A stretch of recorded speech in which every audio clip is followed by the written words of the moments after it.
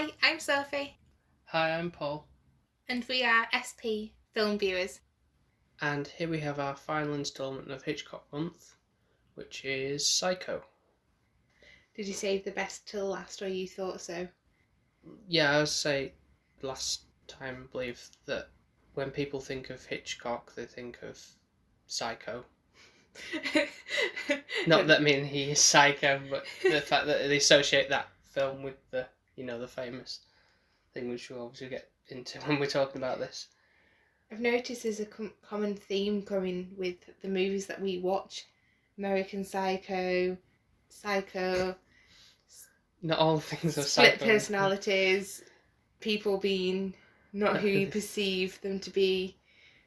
I'm not used to this really, because it's like I'm used to romance and a nice little chick flick, and now I'm like a little inspector, like sat there going, deciphering all the what's the going clues, on? yeah. I didn't shut up in this one, did I? But I was trying not to give, when you were asking what you were asking, I was like, try and keep poker face on it really. I felt like I didn't want you to tell me. I was just verbalising my thoughts out loud, right? Yeah. So never tell me, because I don't want to know. So obviously it's a black and white film. You kind of got another blonde leading lady, and then she is the main focus. And I'm guessing, does she work in like housing? Yeah. So I do want to say that what I did find strange was, obviously when they walked into the office there was no computers, and I know back then there wouldn't be. No. But it looked like she just sat doing nothing. And that's very strange, isn't it? Yeah. Yeah, because she just had paper in front of her, and I know that sounds so daft, but it was like, where's the screens? And I did realise myself thinking that like a desk looked empty. Yeah. So this one rich man bragging basically about how much money he'd got. He was such an annoying character. Of, oh look, my daughter's never had an unhappy day in her life. And I'm thinking, how do you know? And he's obviously buying his daughter a house. You know, back in the day, that it must have been really well off to do. Yeah. That and just buy it outright, and to not have any worries or anything like that. So his leading lady, she's not so well off. She's got to work for a living. She's meeting up with this guy secretly as well on the side, but she's not it's not an affair, is it really? It's just kind of keeping it hush, because I think he's going through a divorce and such like that. And you can see that she's not down in the dumps, but she's not got everything the way she wants her life to be panned out, I guess. So this money she takes, doesn't she, really? Yeah.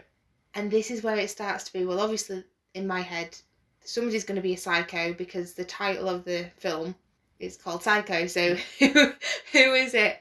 Yeah.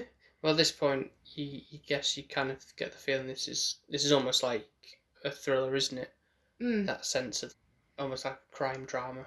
Yeah, I can see where you're coming from with that, because you're kind of trying to point the finger. Like, why is she trying to get away, and she's just running with the cops, and then he's pursuing her, and it's like, oh, how far is this going to go? Is she going to rumble him, or is she going to chase it down? Now, I did wonder if she was the one that was going to become psycho, like, for the fact that she's stolen this money. Yeah. And if she's getting questioned constantly and then getting a bit paranoid, and does she then kind of flip? Yeah. So I did wonder initially at the beginning if it was her, and I'm thinking, well, she needs to obviously meet up with her. It's Sam, isn't it, her partner? Yeah. And then him kind of maybe flip his lid for the fact that she's stolen this money. That's what I thought maybe initially we were going to go down the lines of. However, we don't get that far, do we really? And I swear to God, I don't think I knew this film. I didn't know it, but something seemed so familiar. I don't know if that's, like I say, because it's so well known, almost like everybody sort of just knows about it, that you might have just seen still images or clips off TV, perhaps, or it might have been something in a drama class, possibly, or something like that. Like that's come up, and I still didn't know the ending. It didn't spoil it for me. Just thinking about it just now, if you think you've seen it, it was in black and white. It wasn't in colour, was it? I can't remember.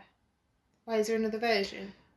There was a sort of remake of this film, but it was almost exactly shot for shot of the film. That was in colour, and it was a more it's sort of more modernised, but not by too much. But it was still had that old feel. Like I say, everything, all the shots were the same, all the lines were the same. But I don't know if that's... Maybe. I'm not 100% sure. But I think you could gather that I kept on saying... Yeah, you were saying. But then I'm thinking, well, if you had seen it, you'd know how it ends. But then I only knew that you one last shot at the end. I didn't know the twist and everything like that the way that the story was going to be driven.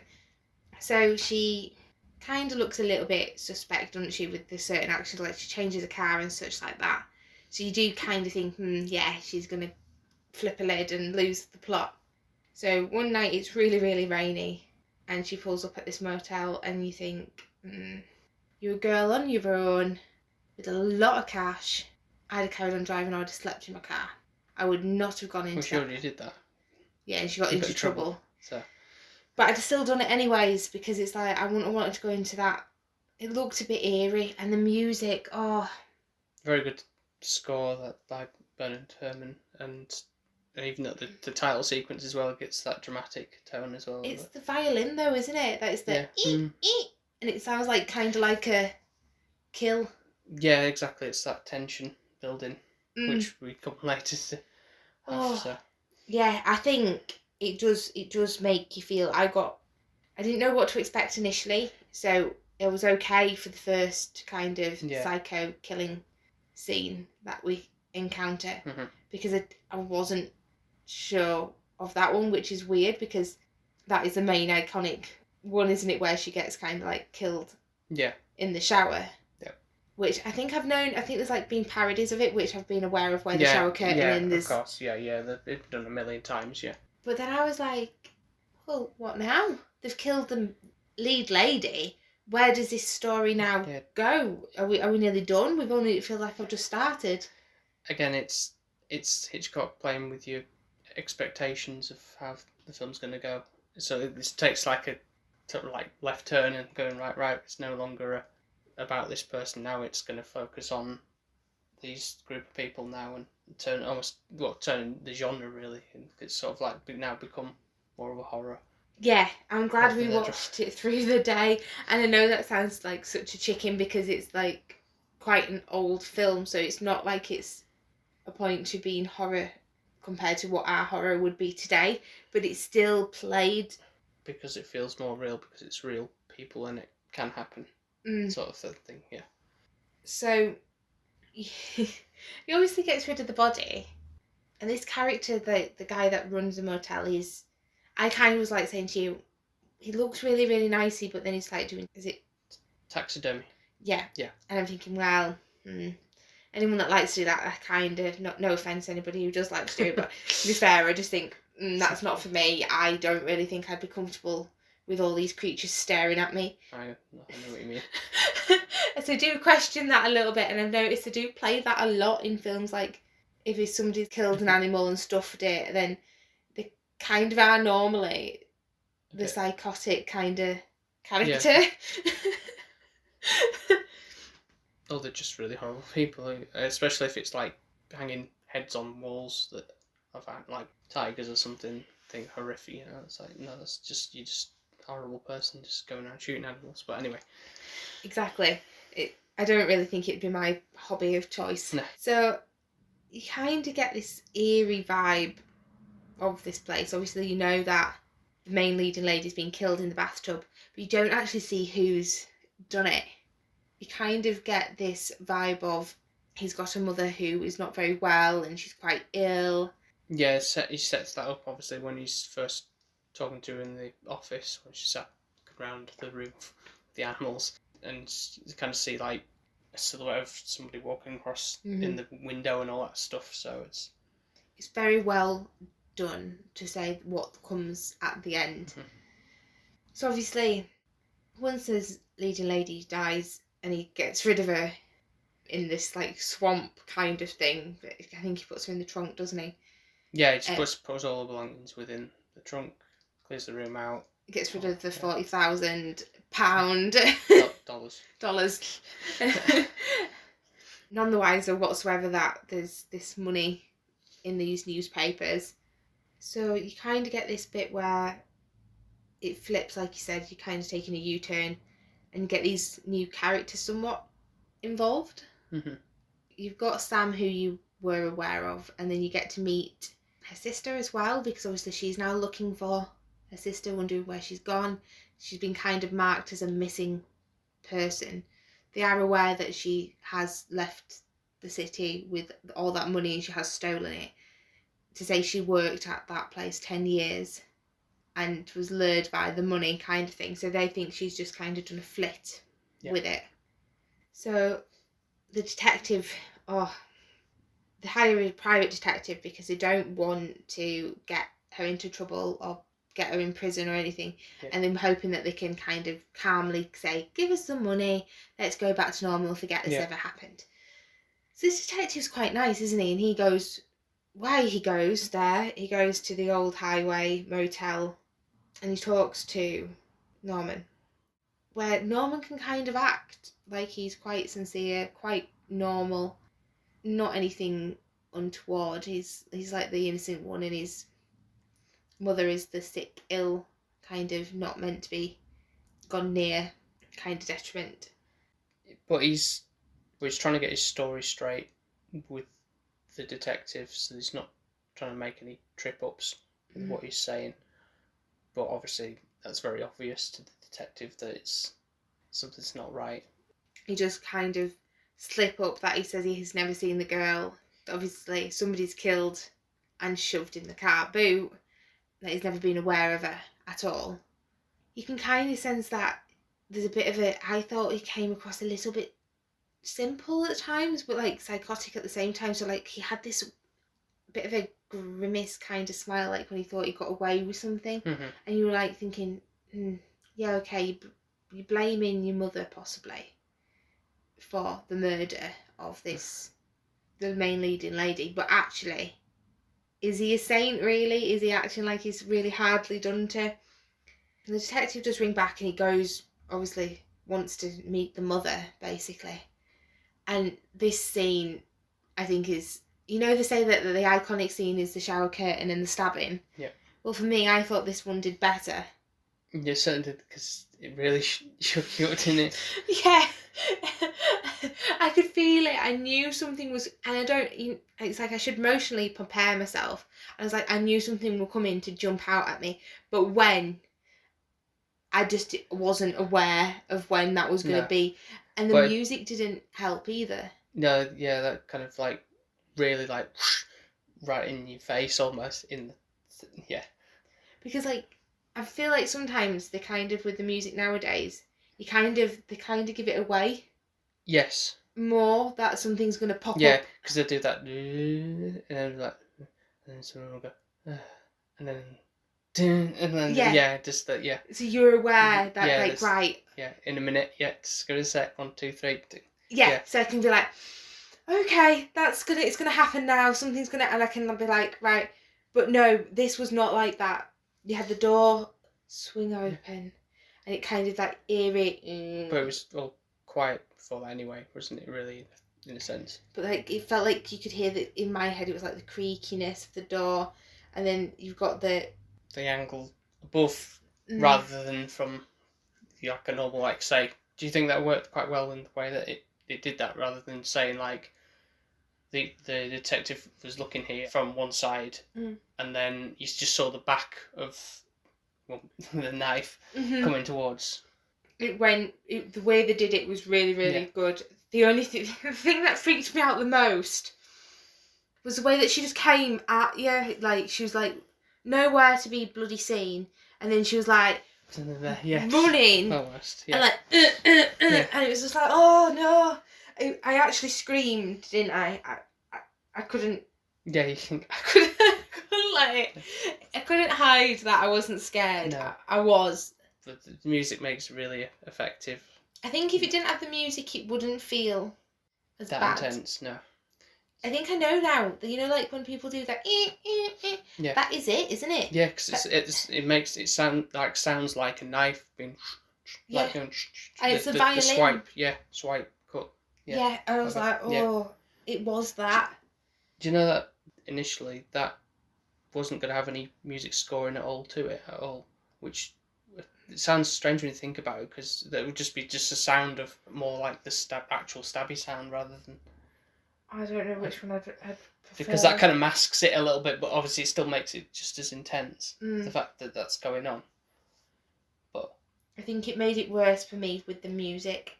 Mm-hmm. Because of the sound, and it was like I was immersed in that. Yeah, it's in both accounts. Yeah. But I do think as well, it's the music leading up to things. It gives you that intenseness. It makes you feel like you're on edge. Mm-hmm. Whereas I think it might have lost it a little bit if it didn't have that leading up. Yes.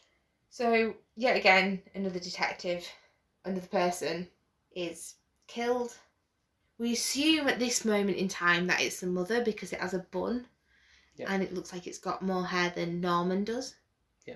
So you think like it's like this crazy schizophrenic old lady that just doesn't like having anybody in her house or near her son, and that she's got like severe possessive issues over her son. I don't know why. I don't like creepy old ladies now. You've put me off for life, and young creepy children. What other creepy old ladies are you She's talking just about? the one now, like that. Okay.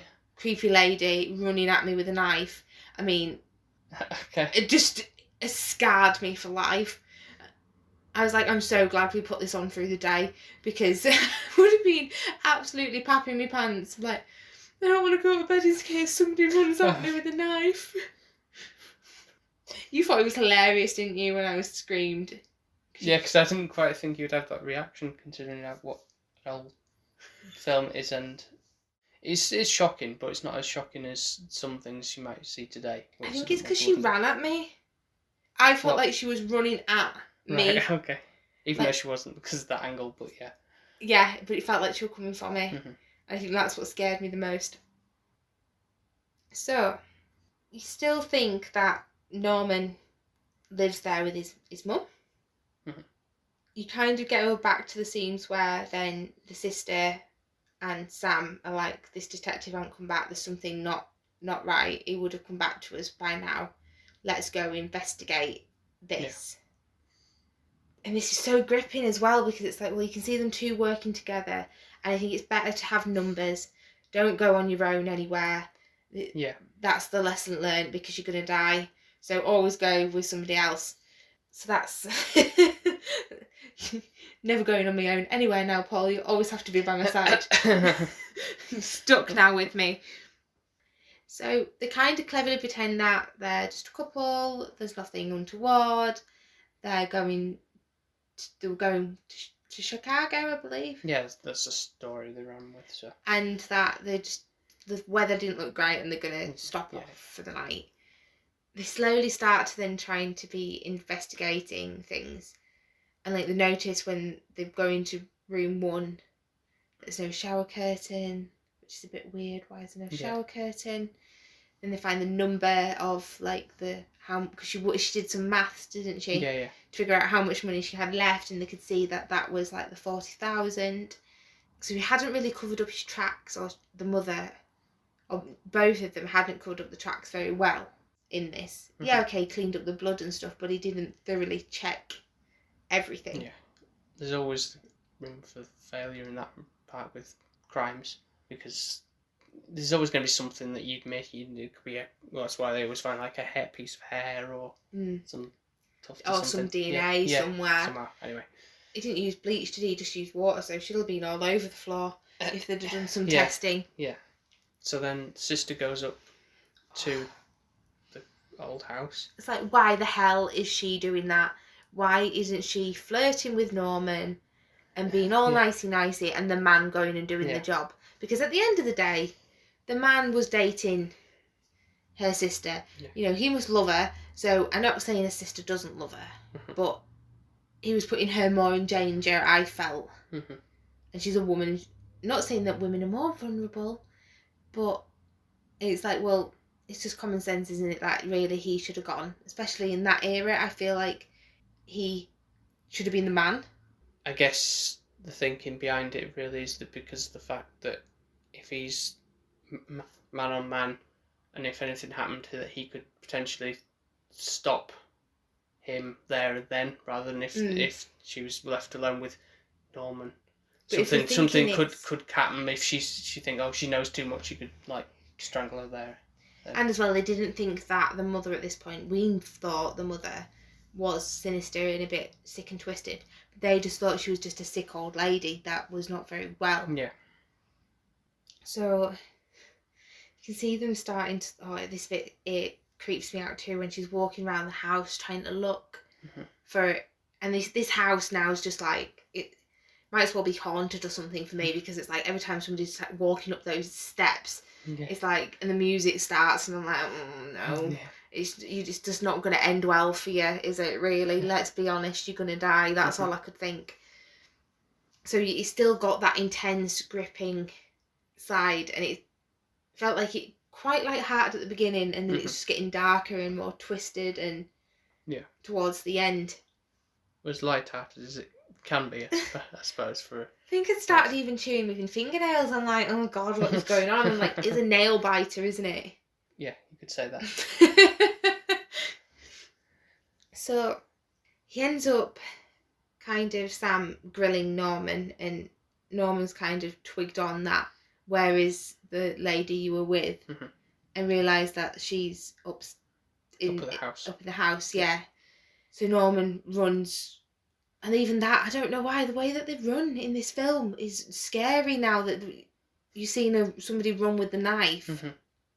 So I did say to you before that I thought, oh, well, maybe the mum isn't real. It's all Norman, and Norman is dressing up or something like that. And I said, is it something like Home Alone, where they've got... silhouette cut out. Yeah, of this woman, but she's not actually... It's just a figure of his imagination or something like that. I kind of was close to what I thought. It was just a bit more comical the way I thought. Yeah. It was. Yeah. So... I was even thinking this as well, is she goes into his mother's room, and I'm like, I clocked that the bed looked like it had been slept in. Like it had a outline of where you'd sleep. But she also goes into, I'm guessing, what is Norman's room? Yeah, from when we was a little boy, yeah. But it's still no different, nothing's changed, and that was creepy for me, because any child's room's kind of like in black and white, or that old Victorian type era, yeah. It just freaks me out. And that bed was also slept in, and it's like, well, there's obviously somebody else in the house, because they both got like looking like somebody's just got out of bed. So now I'm thinking, oh, actually I'm wrong, the mum is real and she's the one doing all the killing. Because obviously there was a scene earlier on where you see Norman telling his mum to go into the fruit cellar. Yeah, and carrying it down. Yeah, and she says, what was the line? Something to do with I'm not a fruit or something. Yeah. That made me chuckle. Not fruity or something, yeah. Yeah. That was like the only lightheartedness I felt, and did give me a bit of a smirk. So obviously Norman gets up to the door, and you can see him opening, yet again with things with doors, which like they're like open. And even that seems like a creepy way of opening a door now. She luckily kind of finds the cellar, and ironically he goes upstairs to see where she is. Yeah. So she goes down into the cellar. I'd be like, nope, I am going to wait until he goes upstairs and I'm going to run out the front door. Yeah. But she doesn't. So obviously he's put his mother in the cellar, hasn't he? Like you said, yeah. So she actually stumbles across her in there, and is going to go and talk to her and question her and what's happened. Yeah. She then turns the chair around. Oh, and it's the skeleton of his mother. Almost a skeleton. It's more of a mummified. Oh yeah, it is, yeah. So, literal mummy. It looks like he's preserved her quite well. Yeah. But no eyeballs or anything like that. It's just a bit freaky, because you can see that she's like, looks like a skeleton, but I can see where you're coming from with the mummy. Yeah, because it's still the dried skin and everything. So you get that shock factor of the fact that she's obviously dead and he's obviously got screwed Was loose you now. quite shocked about, because I didn't know how you'd really take that one, because obviously when I seen it first time, and it was like, it wasn't like oh my god, that's horrific or anything. Maybe I'm just a bit less subdued to that kind of thing, but you almost reacted like somebody who might have seen it back in 1960 and be quite startled by it. I think I've got, for me personally, death is a bit of a scary thing for me, and like the afterlife, like to me you should definitely bury them or cremate them.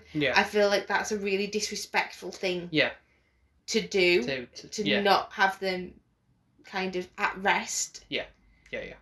So for me to see, like, and as well a dead person, like the thought of me, it's not pleasant, thought of me keeping somebody who's passed in my family around, I can't even stand on a grave, like I get too, I don't know what it is about me, so like that for me was like repulsive to the thought of like, why are you keeping, and why isn't she smelling, like, which probably is, but I was like, oh, it's just disgusting, like that would be the least thing I would want in my house.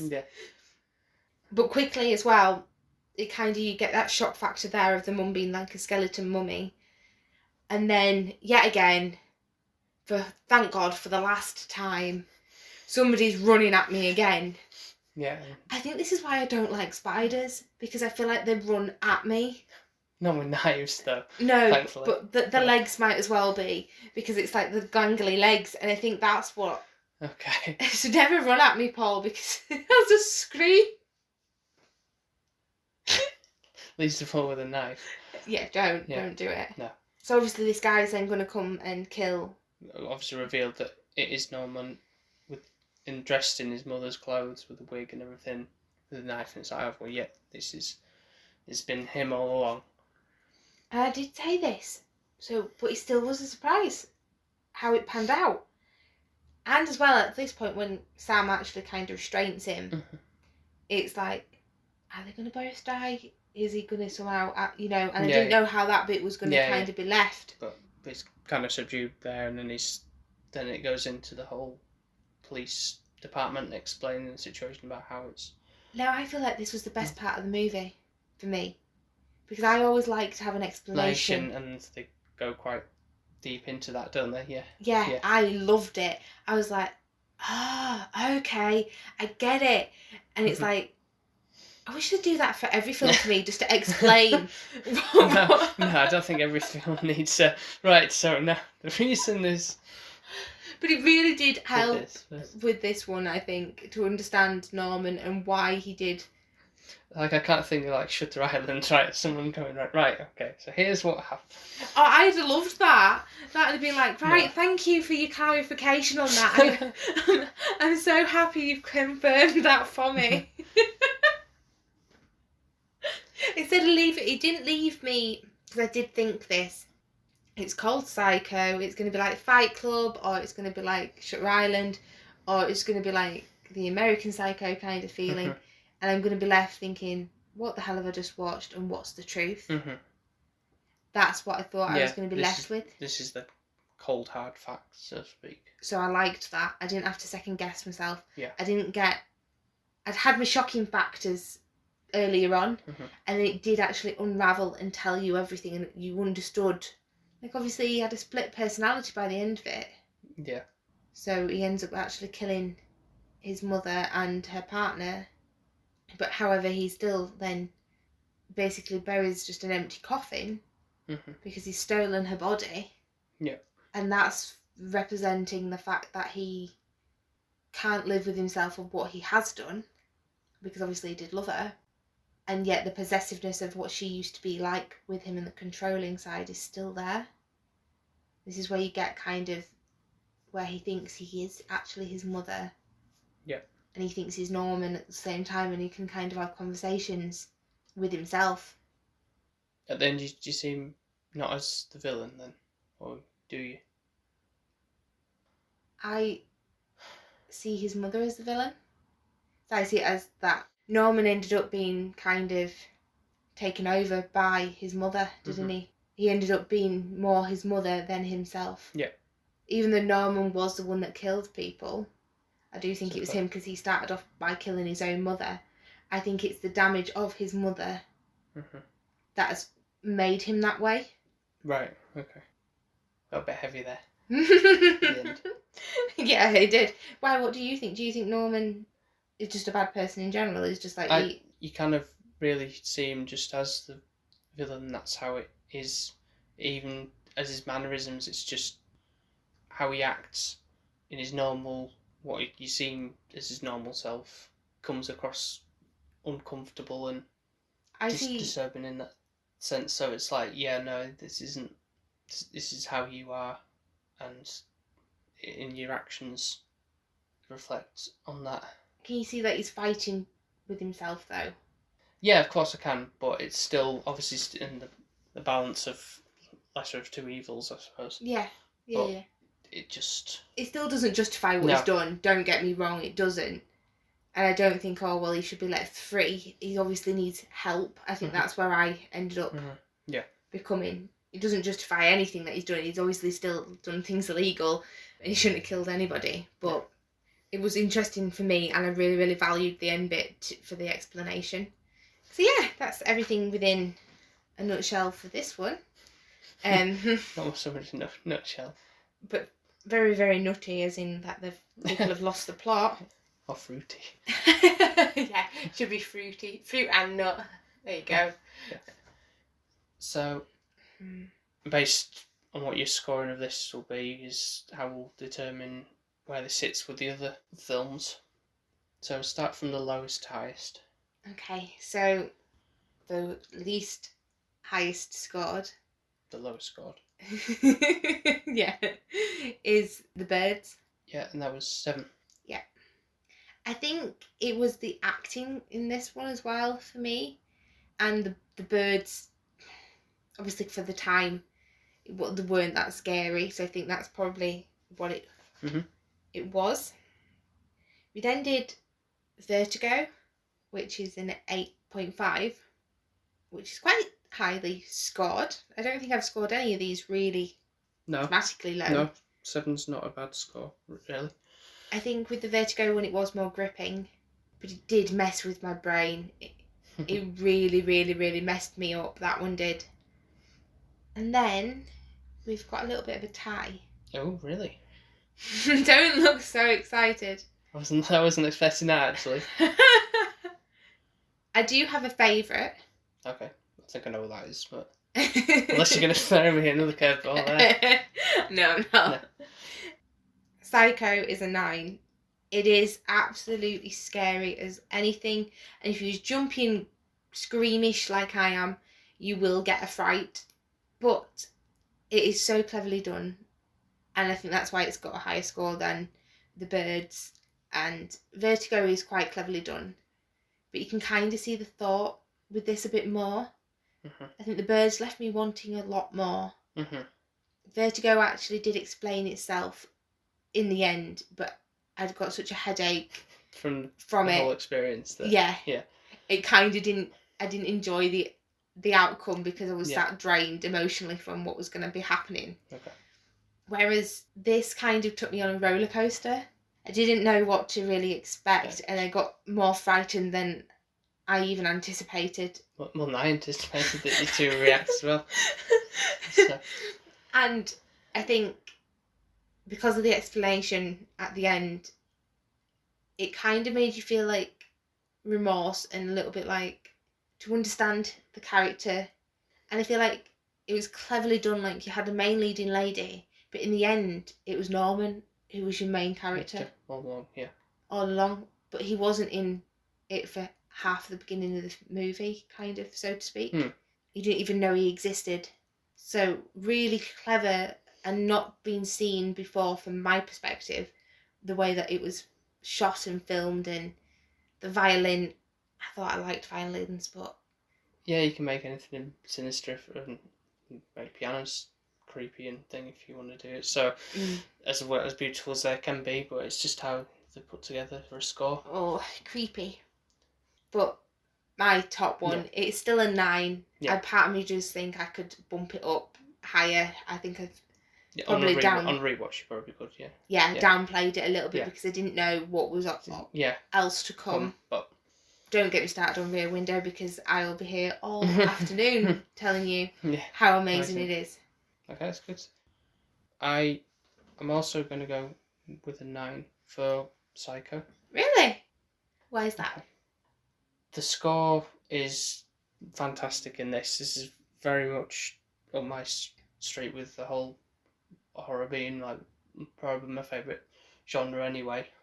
And it just really plays into that very strongly.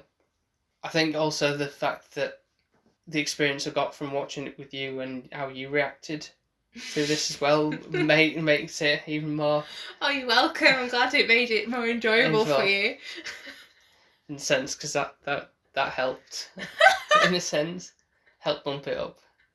Not that it's a bad film because of that. I wouldn't have been an 8 thing, but I think that was just an added bonus to the enjoyment I got out of it from seeing how you reacted with it. So. What, screaming? But bear in mind, folks, this wasn't like a big like a really long story. It's just like kind of like a startled. But then I curled up in a ball. Yeah. It was like, I can't cope anymore with this. Yeah, the story's very intriguing, and there's a lot of iconic scenery and a lot of iconic quoting within the film as well.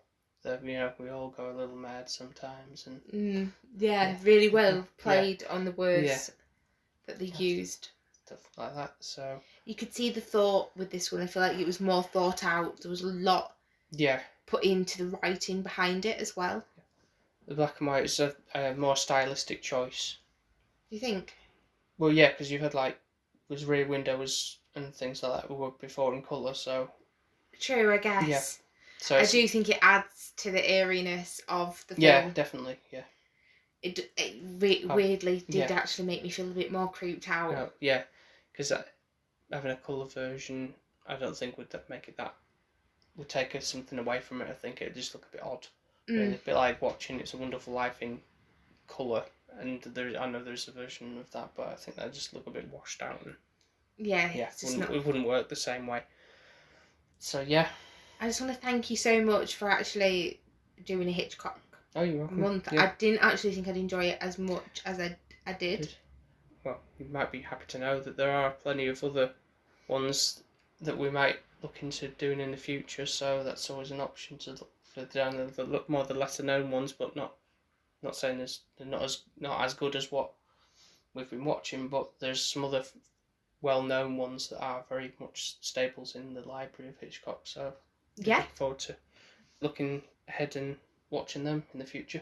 Definitely. It's been a really, really good, fun month. Also so diverse, to say it's the same director. Like the Monster March was quite samey, and I think I got a bit bored of that. Whereas this, I didn't get bored. It was all different every time, and I think it just kept you on my toes. So really good. So just a heads up, for next week's review, we'll be covering what we went to see at a drive-in cinema also this weekend when we recorded this. Yeah. So it's our first drive-in cinema experience. Yeah. So we'll tell you more about that probably next week. Yeah. I'm not going to tell you what the film is as of yet, but let's just say that this time it was a Sophie pick, and I was very, very well made up. Yeah, it was more of I haven't seen this film before, and I thought, well, if I'm going to watch it, I might as well watch it on a big screen in a new experience I hadn't done before. So, and as well, do you know what was quite funny? Is every other movie that was on there I had already seen, which never happens. I was like, oh, Goonies, we've seen that. Oh, Pulp Fiction, just seen that. I'm sorry, we can't be going to see that. Yeah. So it kind of bit you in the bum, this did, didn't it? In a sense, yeah. Yeah. But yeah, because it's the last showing of the season, I guess. But we'll definitely do the whole thing again. But again, we'll talk about this when we come to the next review. So I hope you've enjoyed my thoughts on psycho, and you probably might all think I'm a wuss. Just think when Paul wants to do Halloween, oh yeah, he'll be. I can't wait for that one. Yeah, I'll have a whole stack of things for you to pick out and go, right, what are we gonna... Can't we just do the Ghostbusters again? No. No. 1 year anniversary of that coming up soon, I think. Yeah, it will. Doing this project, so... Yeah. Yeah. We'll have to do something special. Yeah. So, thank you once again for listening to our thoughts on this, and hope you've enjoyed Hitchcock Month. I have. And you can listen to our previous episodes on Podbean, Spotify, iTunes, or wherever else you might get your podcasts from. And of course, you can follow us on social media under the handle SP Film Viewers on Facebook, Twitter, and Instagram. Well, thank you again, and I hope you've enjoyed our Hitchcock Month as much as we have. So, speak to you soon. Take care, everyone. Bye for now. Bye. Bye. Bye. Bye.